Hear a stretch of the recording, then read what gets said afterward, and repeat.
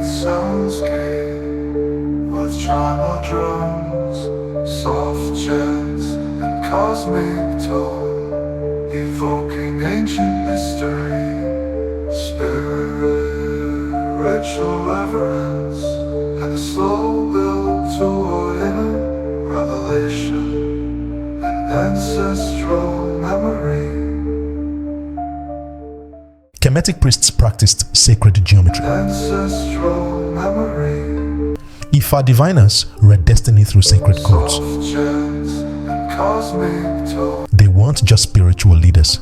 They were engineers of the unseen, cartographers of the soul. Evoking ancient mystery. Long before the term vibration became trendy, they spoke in the language of alignment.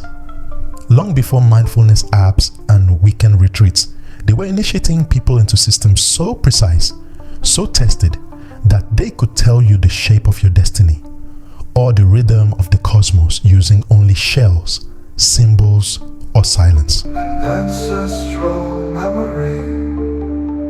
Today, spiritual leaders like Sadhguru teach the art of inner engineering, promising inner stability through yogic science.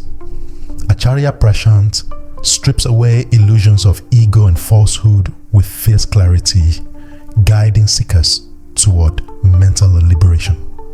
You can find their videos online, their meditations digitized, their wisdom compressed into reels and lectures. And while their teachings feel fresh to many modern minds, they echo with something older, something that feels eerily familiar, as if we're not discovering but remembering. Is this new age spirituality actually ancient? Are today's most popular practices genuinely innovative, or are they fragments of a greater whole that we once lived, breathed, and lost? And if so, what does it mean when ancient truth is filtered through modern form? Do we gain in accessibility, or do we lose something sacred in translation? This video is not about praise or critique. It's about exploration. We're going to hold today's spiritual movements up to the mirror of the past, not to judge, but to understand. What happens when a lineage of spiritual science meets a culture of rapid consumption? What do ancient African divination and Indian yogic science have in common with today's self-help language? And can the soul recognize itself in teachings repackaged for modern minds? This isn't just a historical dive, it's a remembering. A bridge between sacred temples of old and digital ashrams of now. Between the divine encoded in hieroglyphs and the divine being streamed on YouTube. Between the drumbeat of ancestral wisdom and the click of a meditation playlist. What if the past and present aren't in conflict, but in conversation? What if your soul has heard this before, under different names, in different tongues? Let's trace the path. From the chambers of Kemet to the satsangs of India, from the cowrie shells of Ifa to the algorithms of enlightenment. This is the mirror between ancient and new. And maybe, just maybe, both are trying to awaken the same thing in you. Long before we had textbooks or laboratories, ancient civilizations built systems of spiritual technology with astonishing precision. These weren't vague myths passed around fireside. These were sciences encoded in symbols, geometry, chants, and rituals. In ancient Kemet, what we now call Egypt, priests were not merely religious figures. They were engineers of spirit and matter. They understood energy, mathematics, and psychology in ways that modern minds are just beginning to rediscover. Their temples were constructed using sacred geometry, where each proportion, each angle was aligned with universal laws. The placement of a pillar was not aesthetic, it was a frequency. The colors of the walls, the layout of chambers, the flow of sound and incense, all meticulously calibrated to elevate consciousness. Sacred geometry wasn't a decoration, it was activation. The flower of life, the eye of Horus, the jade pillar, each of these carried encoded knowledge, frequencies that spoke to the subconscious. Geometry in Kemetic was not flat and mathematical. It was alive. To walk through a temple was to move through layers of consciousness. Each step part of an initiation, each glyph a doorway. The initiate didn't just learn, they transformed. The heart was tested. The ego was dissolved. Truth was not told, it was unveiled. Initiation was central to ancient spiritual science. In Ifa, the Yoruba system of West Africa, the path to spiritual mastery was not inherited. It was earned through devotion, study, and ritual alignment. Babalawos, the spiritual scientists of Ifa, did not preach. They divined. Through the Odu Ifa, a vast corpus of sacred codes, they read the subtle currents of a person's destiny. Using palm nuts or a divination chain, they would call forth verses, hundreds of them, that mapped not only the present condition of the soul, but its karmic origins and future trajectory. See, this wasn't guesswork. It was a dialogue with the unseen, a decoding of spiritual DNA. Ifa teaches that each person is born with an Ori, a divine spark, a higher self, a personal destiny. The goal of life is not salvation, it is alignment. And that alignment comes through listening. Not just to elders, but to trees, to rivers, to ancestors. Nature in Ifa is not background, it is participant. Every Orisha or divine force is an archetype of nature's intelligence. Thunder has a name. The river has a spirit. Fire dances with the intent. Each energy must be respected, harmonized, and consulted. Both Kemet and Ifa share an understanding that the spiritual world is not separate from the material. It overlays it, animates it, and reveals itself to those trained to see. They did not separate science from spirit, nor knowledge from experience. Healing was not just medicinal, it was symbolic, energetic, communal. Illness was a sign of disalignment. Dreams were messages. Death was transformation. And each rite of passage, from birth to initiation to death, was embedded within a cosmic architecture. These ancient systems were built on memory but not nostalgia. They didn't cling to the past, they lived it forward. Their knowledge was preserved in symbols, stories, rituals, each a technology of awakening. To be initiated wasn't to join a club, it was to crack open the illusion of the small self and return to universal law. That return wasn't metaphorical, it was literal, spiritual, and embodied. You became the temple. You became the sacred geometry. In today's world, it's tempting to see these systems as relics, interesting, exotic, even mystical, but they were never meant to be locked in museums or studied like fossils. They are blueprints, still humming with intelligence. Not just spiritual poetry, but cosmic instruction manuals. When we say spiritual science, we aren't romanticizing. We are remembering. Remembering that before spirituality became abstract, it was precise. Before it was commercial, it was cosmic. Before it was simplified for consumption, it was sacred, tested, and encoded with the full complexity of the human soul. These systems weren't just spiritual. They were scientific in the deepest, most holistic sense. And they are still here, waiting. Not to be copied, but to be understood. Not to be imitated, but to be aligned with.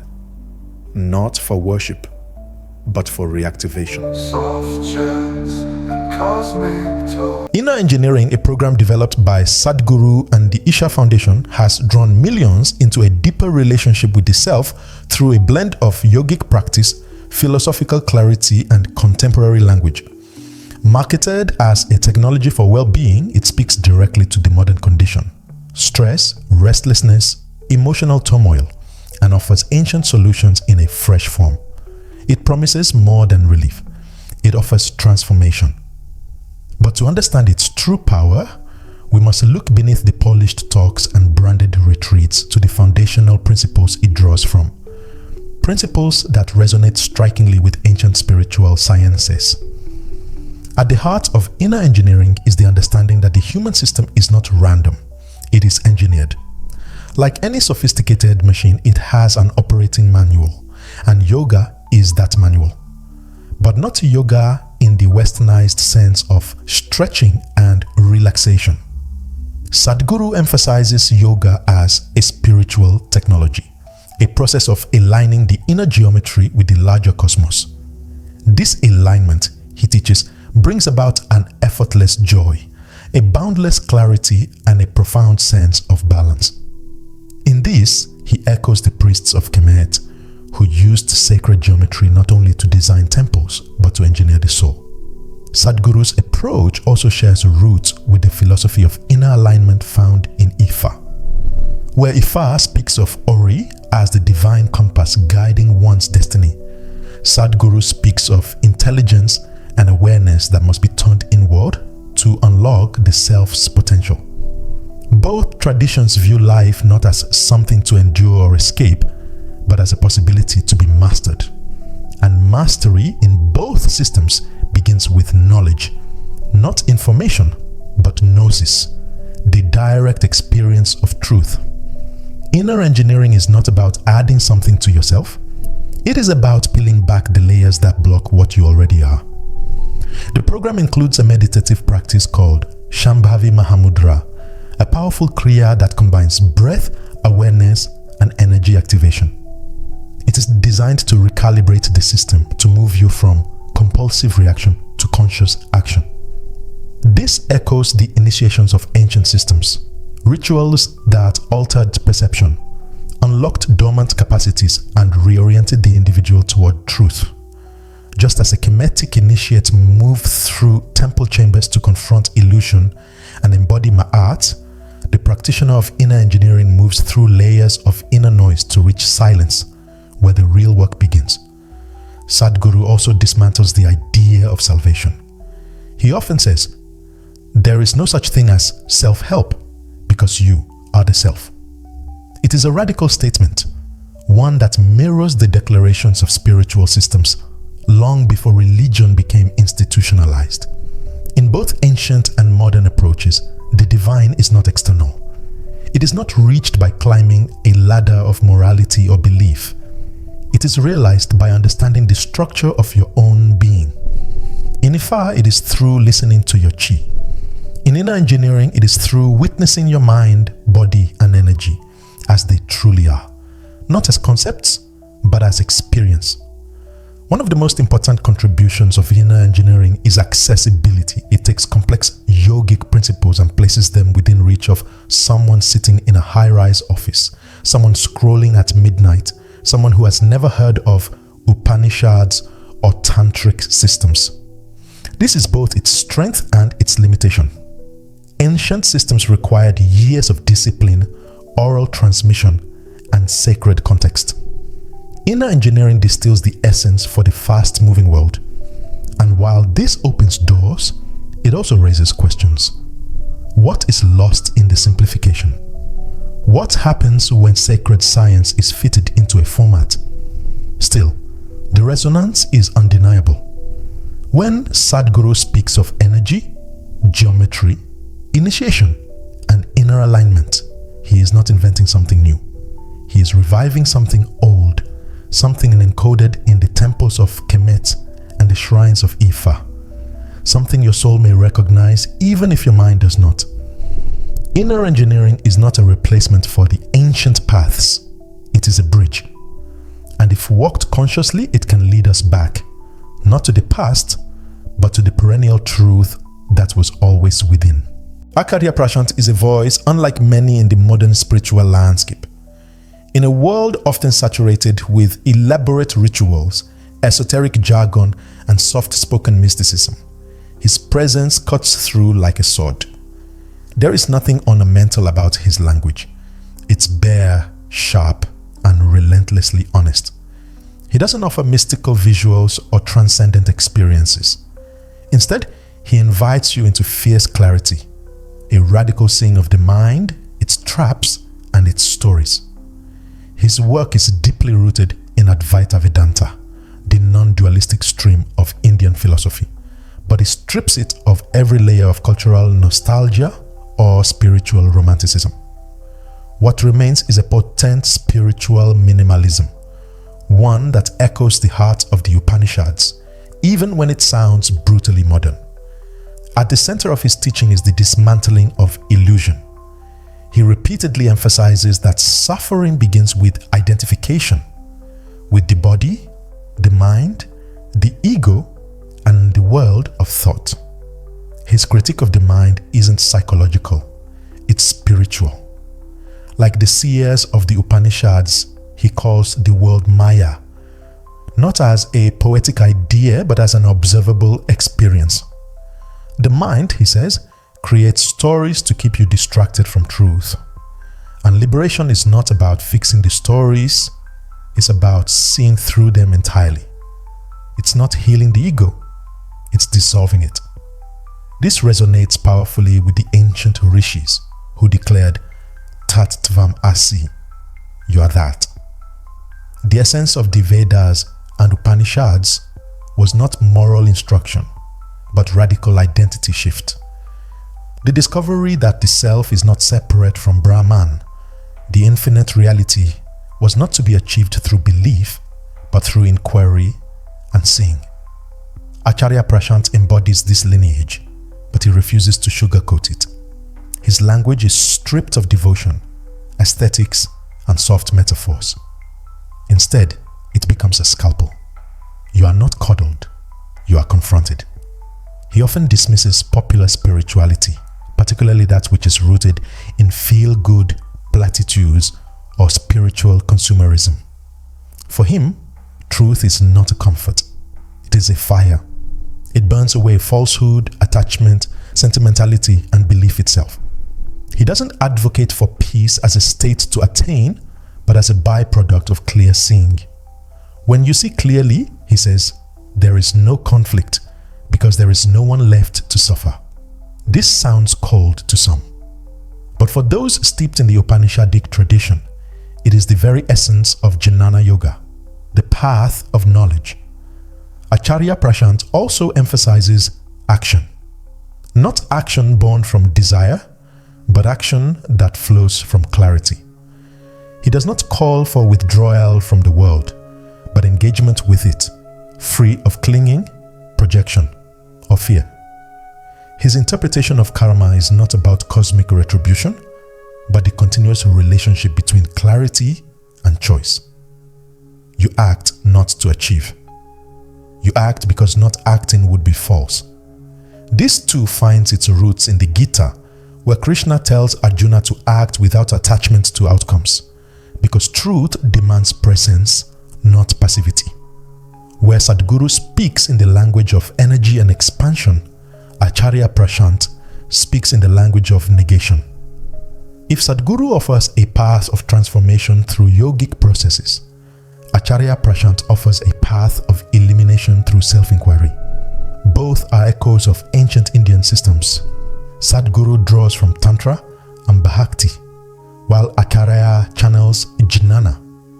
And both, in their own way, are returning us to what was always present in the scriptures: the urgent, unapologetic demand for truth. There is no ritual in Acharya's method, no external technology, just the mirror of words and the silence behind them. His classroom is not a temple. It is the raw naked mind of the seeker. In this way, he is perhaps the most Upanishadic voice in the current moment. Not because he repeats the old texts, but because he lives their spirit. The fierce pursuit of liberation stripped of all illusion. For the modern mind overwhelmed by options, cluttered teachings and borrowed practices, his path may feel like a sudden gust of wind, rude but purifying. It reminds us that the ancient was never ornate, it was direct. And in that directness lies the power to awaken. Not later, but now. Across thousands of years, continents, and languages, certain truths echo through spiritual traditions like a divine hum that refuses to be silenced. Whether whispered in the stone chambers of Kemet, chanted by Yoruba diviners under sacred trees, or spoken from the mouths of Indian rishis and modern mystics, These truths are not cultural, they are cosmic. They point to something beyond belief systems, beyond geography. They point to the structure of reality itself and the nature of the self that experiences it. Non-duality, the understanding that separation is an illusion, appears in nearly every ancient spiritual science. In Kemet, the divine was both many and one. Neteru reflected aspects of a unified whole. In Ifa, the Orisha were not external gods but spiritual archetypes that live within and around us. In Vedanta, the famous declaration Aham Brahmasmi, I am Brahman, distills the idea that the individual soul and the universal soul are not two. Acharya Prashant speaks of this in a modern tongue. The mind divides, truth unites. Sadhguru echoes the same in his explanation of yoga. Union, not just as a practice, but as a state of being where boundaries dissolve. All these paths, despite surface differences, invite us back to this one realization. You are not separate from the whole. With this non-dual view comes a deep focus on ego transcendence. The ego in nearly every tradition is seen as the great veil, an illusion that convinces us we are small, disconnected, and isolated. The Kemetic initiate had to die symbolically, confronting the false self in the hall of Ma'at, where the heart was weighed, not for sin, but for density, for imbalance.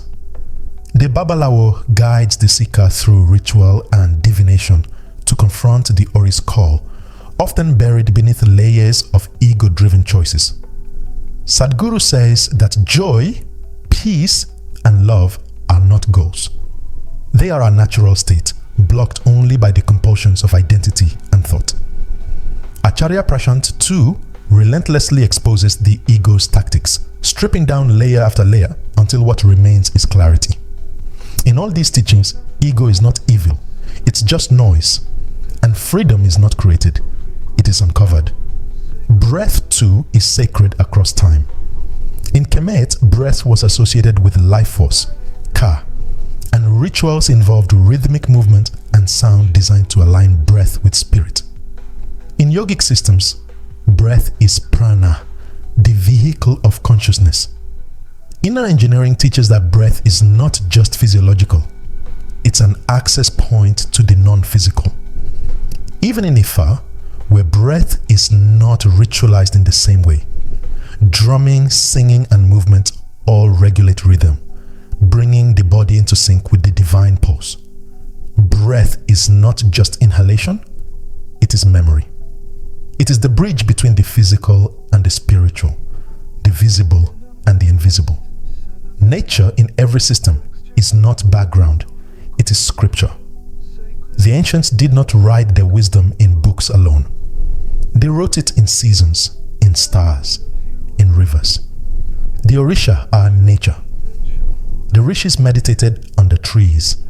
The priests of Kemet aligned their temples with solar cycles and river floods. To be out of balance with nature was to be out of balance with the self. Today, when ecological collapse and spiritual emptiness walk hand in hand, this truth resurfaces like a forgotten melody. Real healing cannot happen apart from the natural world. These systems knew that. They were not anthropocentric, they were ecosystemic. And perhaps most powerfully, all of these paths carry sacred memory.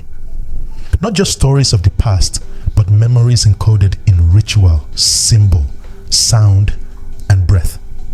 Memory that lives in the bones, in the dreams, in the moments of silence that stop time.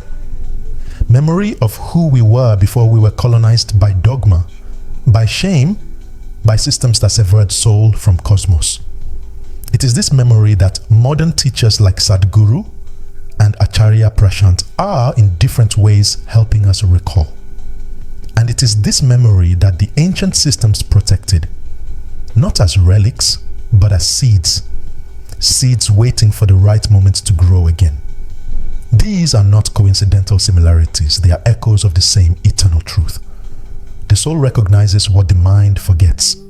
And when it hears these echoes, in a verse, in a breath, in a ritual, In a moment of stillness, it remembers. And in that remembering, it begins to awaken. In the modern spiritual marketplace, ancient wisdom has become a commodity.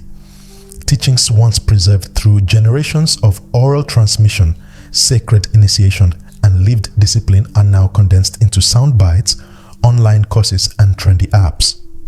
While this has undeniably increased access and awareness, it also raises a vital question.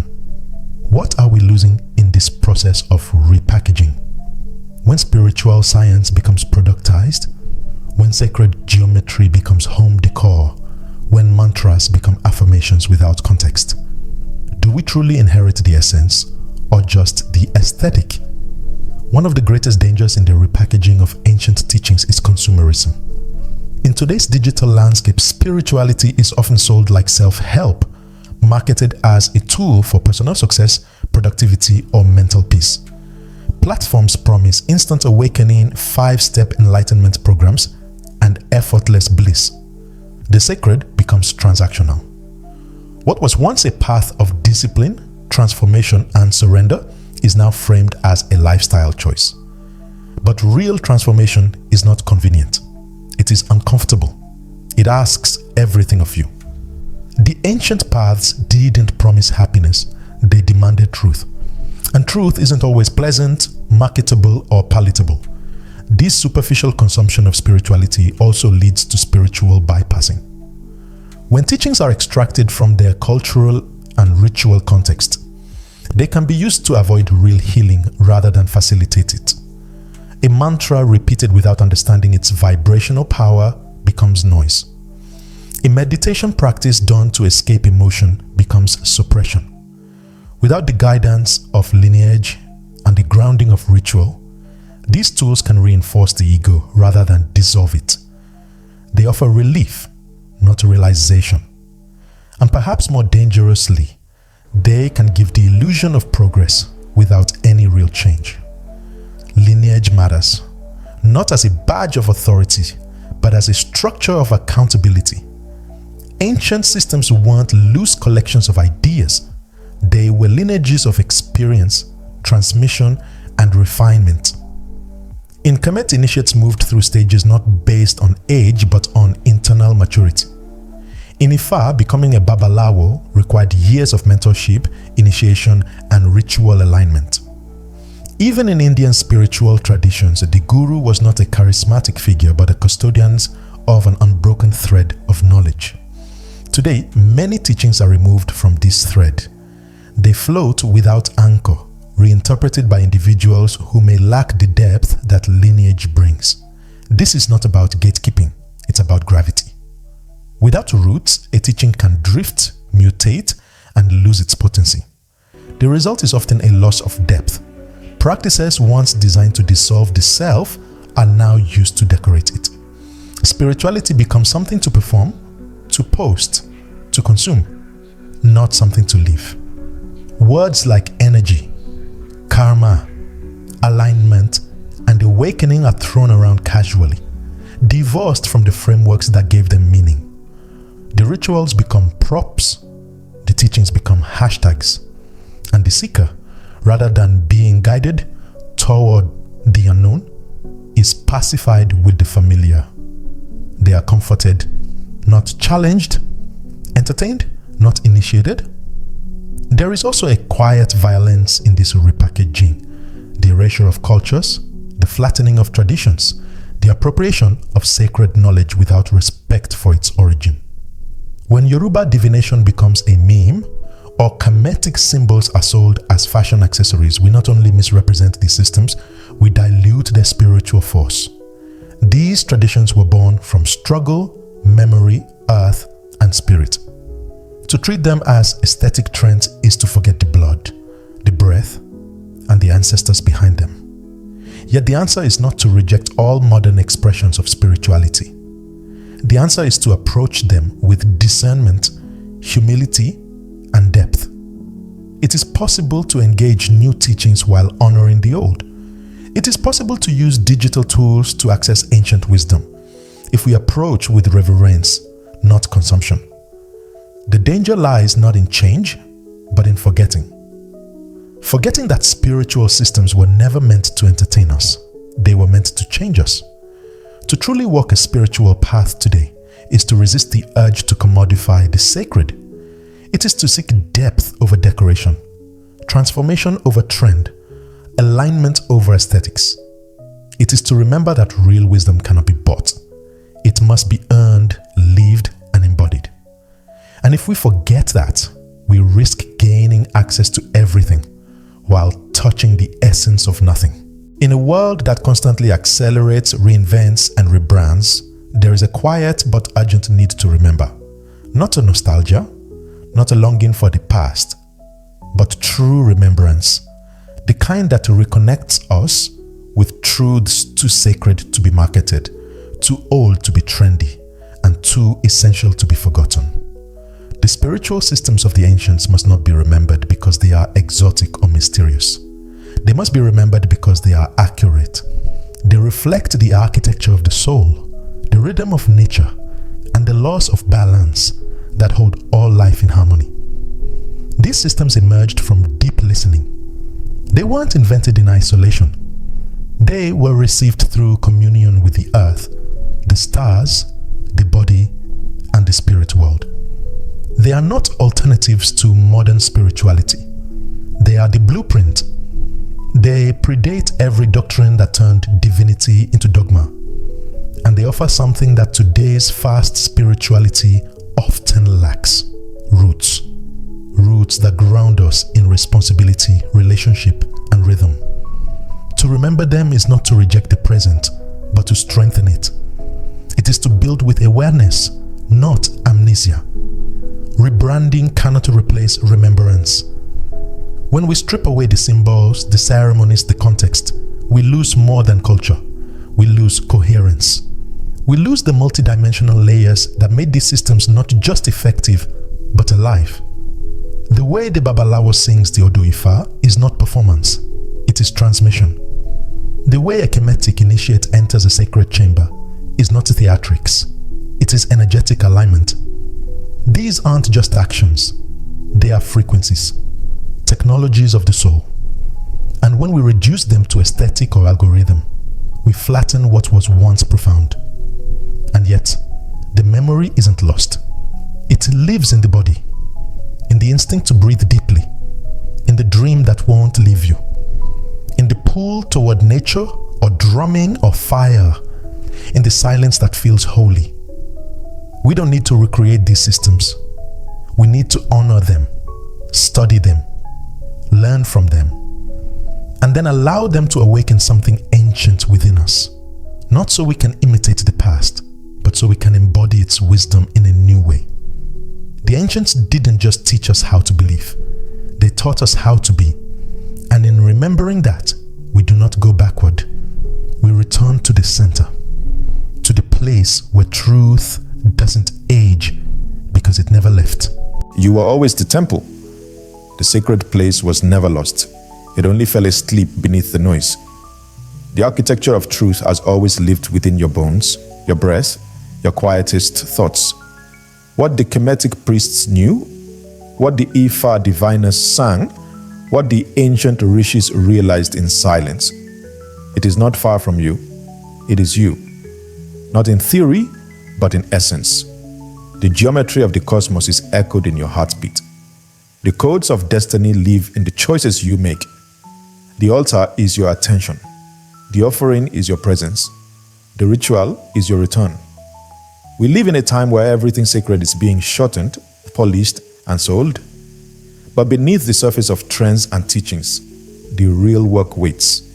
And it's not in a retreat or a course or a mantra spoken for likes. It's in the simple radical act of remembering. Remembering that you are not a seeker looking outward, but a soul waiting to be unveiled. The drumbeat of the ancients is not gone, it's pulsing in your chest. The breath of the divine is not unreachable, it's the breath you're taking right now. You are never disconnected, only distracted. So this is not just the end of a video, it's the beginning of a return. A return to your Ori, your Chi, your Mayat, your breath. A return to the earth beneath your feet and the stars above your head.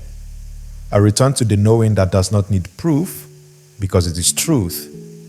You don't need to become spiritual. You need only to stop forgetting that you already are.